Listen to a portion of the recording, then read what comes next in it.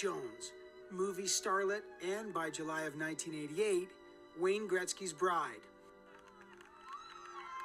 And that glamorous Edmonton wedding, shades of a Hollywood script, complete with some behind-the-scenes maneuvers.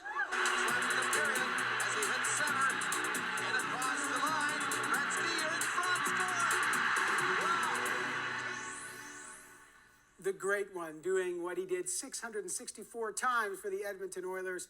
The great one, Wayne Gretzky. And at the age of 28, he is just 13 points shy of the all-time scoring record. Ladies and gentlemen, it's Wayne Gretzky. I got sold. Yeah. To Edmonton, but at the time we got sold, the three of us who were sold were on a private jet going to Edmonton, and we didn't know if we were going to Edmonton or Winnipeg. You weren't sure which way the deal had fallen then, huh? At that time, the NHL, they used to play backgammon, I think, and they'd have bets of who was going to get who and how much, and that's true, that happened a lot. But never has the hockey world, or for that matter, the sporting world, ever dreamt of a deal like today's. I've always looked at, and this, of course, this is my own personal feelings, that the trade is when you have trade one player for another player, or three players for one player, or one player for three players. But as soon as money becomes involved, why then I feel that you've been sold, period. That's not a trade, it's just you've been sold. You know, I knew Wayne a little bit.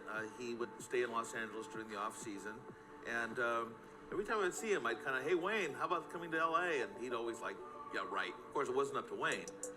You know, players are not are items owned, if you will, by their owner. Less than a month ago, the entire city of Edmonton came out to watch Gretzky marry actress Janet Jones. Now, less than 30 days later, their favorite son is now a distant Smythe Division cousin. Until that day, August 9th, 1988, the day Wayne Gretzky broke hearts across this country. After 9 glorious NHL seasons, the unthinkable happened. The world's greatest player was heading south of the border. For all Canadian hockey fans, it's simply known as the trade. Well, tonight, 3 of Gretzky's closest confidants reveal the surprising behind-the-scenes story of how it really came about. You don't think Wayne was the one who wanted to leave? I know for a fact he wasn't. I talked to him, as I said, 3 weeks ago. He called and he was pretty upset. And it was last Thursday. He told me he'd be traded in 2 weeks. He had no choice, and you know we had talks about it. And I just said to him, you know, he's got no control over it. And it's with mixed emotions, a heavy heart for our community, but I guess with delight and sincere best wishes for Wayne Gretzky. Finally, after an excruciating 45-minute delay, I approached Mr. Pocklington and talked to Mr. Pocklington about the possibility of playing with another hockey club.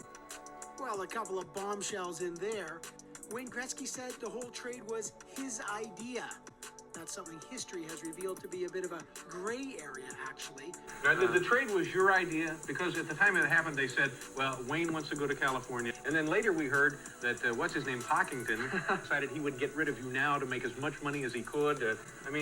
Somewhere in between is the truth, or what? Well, I guess that's the best statement. Somewhere in between is the truth. Hoffey claims that Gretzky did not want to go to Los Angeles, and that the only reason he's a king today is because Oiler owner Peter Pocklington values money more than quality hockey. Just before the two of you walked out onto that stage at the press conference tonight, well, you must have looked at him and thought, I could still head this off.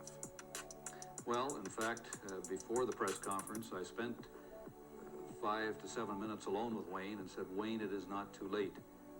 You can say no now. And Wayne thought about it and said, no, there's a time in people's lives and people's destinies that maybe it's time to move on. As I said, there comes a time when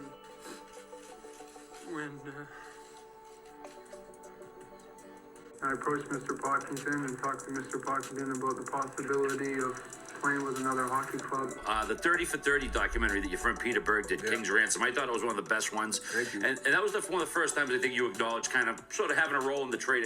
Like, when did LA first come up as a destination? How did you end up settling on getting to LA? Having a cold beer, my dad says, you know, they're trying to trade you. And I go, who's they and who's trading who? And I go, oh, Dad, you just don't believe anything you hear. And he goes, no, I didn't want to tell you this. And my mom was making scrambled eggs at about 6 a.m. and we're sitting there, my phone rings, and I'm like, who's calling me? It's 6 o'clock. And it was Nelson Skalbania, and he goes, how would you like to be a Vancouver Canuck? I went, what? I go, what are you talking about? And he goes, no, Edmonton's gonna trade you.